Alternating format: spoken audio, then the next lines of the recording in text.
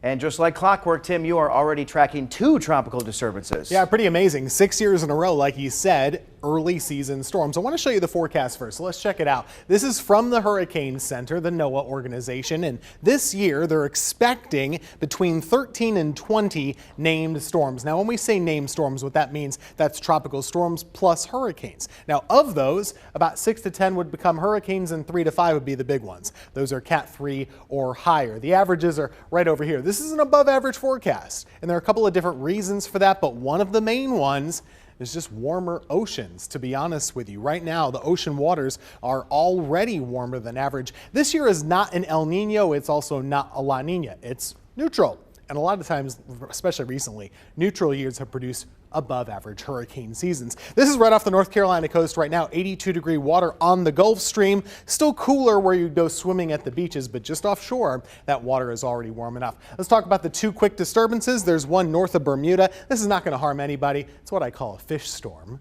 We don't have to worry about it, but there's a good chance it could become Tropical Storm Ana anytime. You already see the swirling motion. Now we're in the Gulf of Mexico. This is the other system we're keeping an eye on. This could become a tropical depression, bringing some rain to Texas and Louisiana. 2 systems, we'll let you know if and when they develop.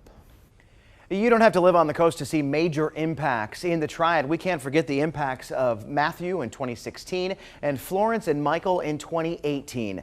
Hurricane Matthew caused intense flooding that forced people out of their homes. Even 6 months after, 140 families were still living in hotels, and many more were living with family or friends still unable to go home. Florence was one of the deadliest and costliest hurricanes to ever hit the Carolinas. It caused at least 51 deaths and brought extensive flooding. Not only was Florence destructive, it was huge, spanning 340 miles. It covered much of the state once it moved across land. Just a month later, Michael hit, and it was much worse than Florence. The storm caused a lot of damage to state industry. We lost $600 million worth of cotton crop, $483 million in fruits and vegetables, and $790 million in timber. NOAA ranks hurricanes into 5 categories. As you know, 5 is the worst. Each causes different impacts.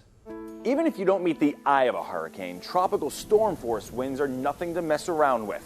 This is what Clearwater Beach felt during Hurricane Irma. Sustained winds from 39 to 73 miles per hour, gusts over 100. You want to be careful of flying debris and downed power lines. At 74 miles per hour, you're dealing with a Category 1, like most of Tampa Bay did during Hurricane Irma. Well-constructed homes could see damages to roof and vinyl siding. Extensive tree damages pose an additional risk to you, your home, and your car.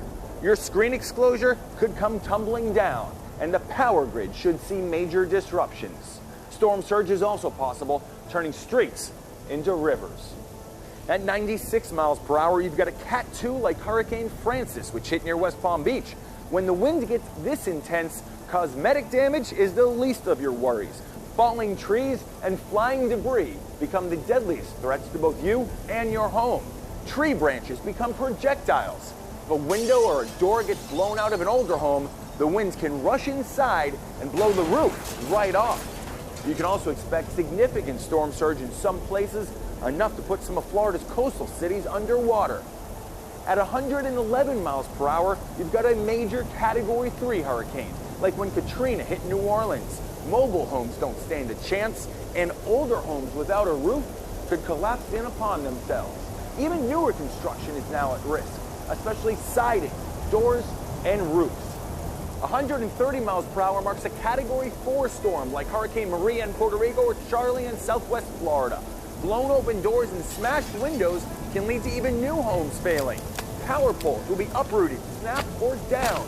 And even if your home survives the wind, deadly storm surge can leave it uninhabitable. Not only will there be no water or power, but you may not have access to the area for a while. And if a storm produces sustained winds of 157 miles per hour, it becomes a Category 5 like Hurricane Andrew in 1992. Catastrophic damage is guaranteed, with total destruction in some places. The area will likely be uninhabitable for months. The good news is the eye of a hurricane packing these most powerful winds is usually localized. But the bad news is in a major hurricane, even if you dodge the eye, damaging winds can extend hundreds of miles in all directions. And we've certainly seen several of those in North Carolina. Fun fact, though, we've never had a Category 5 hurricane to hit the state. We hope that doesn't happen. Wanted to show you this map, and what I'm going to break down is what parts of the country get hit the most, and North Carolina is one of those. The other would be South Florida, those little red dots there, also coastal Louisiana. But part of the reason we are one of the most frequently hit places, it's just geography. If you look at the East Coast, we stick out like a sore thumb. Usually hurricanes, when they're moving north, they're curving and they're trying to curve back out to sea. So it's very hard for them to hit Georgia or South Carolina. With that curve, it's so easy for them to get maybe clip Wilmington or maybe then Cape Lookout or Cape Hatteras. So the return time for a hurricane there is just 5 years, which is pretty common and pretty frequent for a storm to hit our state. By the way, the most active time of year, I know June 1st is the beginning of the season. It's not June. For us, it's usually August, September, and early October. That's the busiest time of year. You've likely heard of the hurricane hunters. They fly into the storm to collect critical data. It is simultaneously the most exciting flight you can have and sort of the most terrifying flight you can have almost at the same time. Scientists on board will use 3 radar along with a whole suite of instruments to take readings from the flight level all the way down to the ocean surface. Hunters are able to prod the storm to get as much information out of it as possible.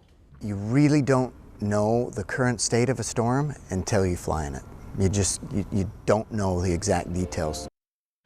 So what do they do during the off season? Well, they fly into different types of storms across the globe, getting a better understanding of storm cause and effect. Here's a fun fact for you. The 2 Hurricane Hunter airplanes are named Kermit and Miss Piggy.